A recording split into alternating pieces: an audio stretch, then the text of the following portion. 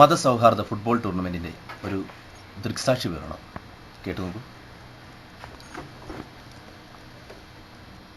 ഞാൻ എന്തുവാണ് ഇവിടെ കാണുന്നത്?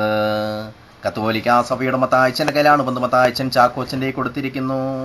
കർത്താവേ, ഈ പാനപാത്രം എന്നിൽ നിന്നും അകറ്റണമേ. മൈക്കു ഞാൻ മുല്ലാക്കേൽപ്പിക്കുന്നു. താങ്ക് യു മിസ്റ്റർ അച്ചാ.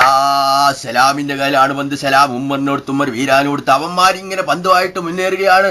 പടച്ച റബ്ബുൽ ആലമീനായ തമ്പുരാനെ, അവന്മാര് ഏതൊക്കെയാണ് കാണിക്കുന്നതെന്നൊന്നും തന്നെ പിടികിട്ടില്ല റബ്ബേ. നമ്മുടെ ഒരിക്കലും ഗോളടിക്കാത്ത നമ്മുടെ ഉമ്മറുണ്ടല്ലോ, ഉമ്മർ ഇങ്ങനെ പായുകയാണ്. ഉമ്മർ പറയുകയാണ്, ഗോളി നിനക്ക് ജീവൻ വേണേ ഓടിക്കോ എന്ന് പറഞ്ഞ് ഉമ്മർ ഒന്നാം തരം ഒരു അടിയടിച്ചിട്ടുണ്ട്. അത് ഗോളായിട്ടുണ്ട്.